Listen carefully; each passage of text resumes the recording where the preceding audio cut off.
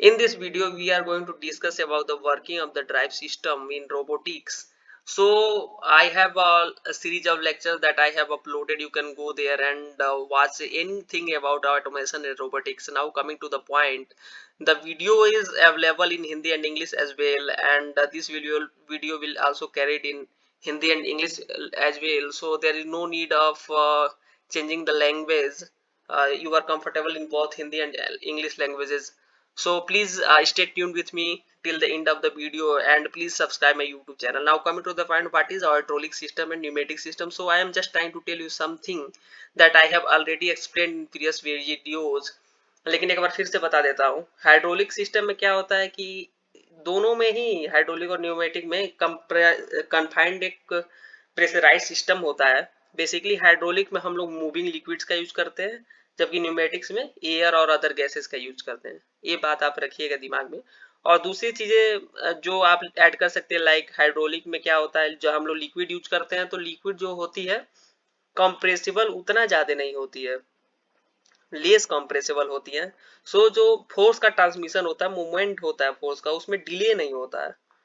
जबकि हमारे न्यूमेटिक्स में हम लोग गैसेस यूज कर रहे होते हैं, तो जो गैसेस होती हैं वो थोड़ा कंप्रेस्ड होती हैं इन कंपेरिजन टू लिक्विड, हो ज्यादा कंप्रेस्ड होती हैं, तो इसमें जो फोर्स का मूवमेंट होता है उसमें थोड़ा ज्यादा डिले हो जाता है, राइट। और न्यूमेटिक में आपको कंप्रेसर की आवश्यकता होती है, जबकि हाइड्रोलिक्स में no need of compressor is there. So basically जो डिफिनेशन मैंने लिखी हुई है आप पढ़ सकते हैं हाइड्रोलिक सिस्टम टाइप में।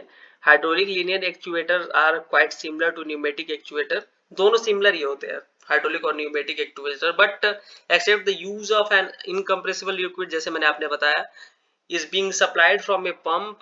पंप का यूज करते हैं इसमें, and oppose to pressurised air moving the cylinder in a linear motion. और वो जो हम लोग इनकम्प्रेसिबल लिक्विड यूज करते हैं वो पंप के हेल्प से वो अपोज करता है प्रेशराइज्ड एयर को मूव करने के लिए सिलेंडर में लीनियर मोशन में, right. This hydraulic actuator is made up of two basic parts. इसके दो बेसिक पार्ट है। Control device, control device basically nozzles होते हैं विथ स्लाइड गेट्स और paired slide valves with an initial axial gap, and the actuator actuation component, second part जो होता है actuation component होता है, सच एज पिस्टन और कंट्रोलिंग वाल्व। ये वो याद रखिए, पिस्टन या कंट्रोलिंग वाल्व स्लाइड। अब आते हैं दूसरा pneumatic system. Basically pneumatic linear actuator are composed of a simple piston inside the hollow cylinder. A manual pump or external compressor will move the piston. एक मैनुअल पंप होता है या external compressor का भी हम लोग यूज करते हैं पिस्टन को मूव करने के लिए सिलेंडर हाउसिंग में। और जैसे ये प्रेशर इंक्रीज करता है, जो सिलेंडर का the cylinder will move along the axis of the piston. जो सिलेंडर होता है वो पिस्टन के एक्सिस के अराउंड मूव करता है जैसे जैसे प्रेशर बढ़ता है सिलेंडर हाउसिंग में, which then creates the linear force needed.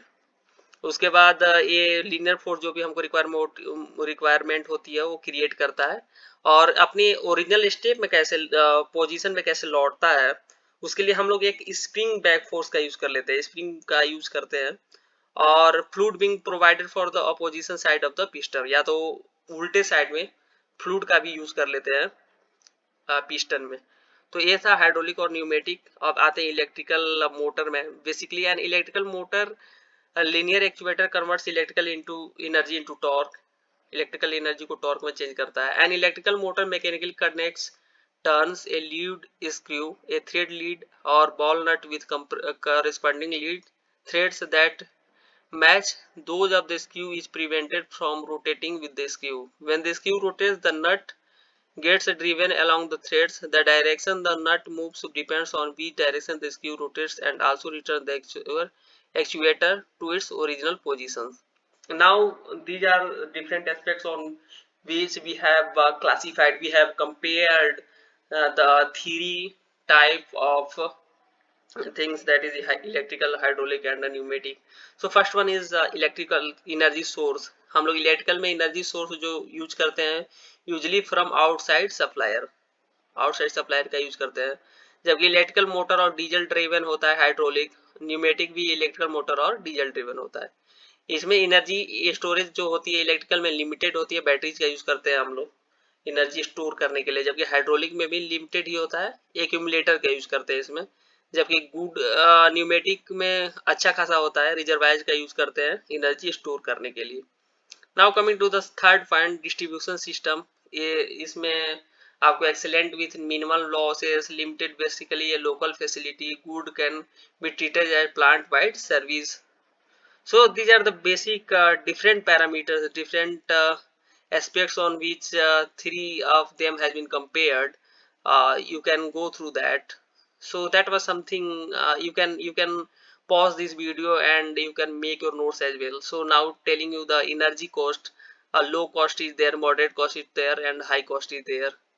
In the same way, problems, which type of problem we are going to face, danger from electric shock, in electrical में हम लोग इलेक्ट्रिकल शॉक का problem होता है, यहाँ पे leakage का problem होता है, ये नॉइजी होता है बहुत ज़्यादा, न्यूमेटिक जो होता है बहुत ज़्यादा नॉइजी होता है, तो ये इस टाइप के प्रॉब्लम्स हम लोग फेस करते हैं।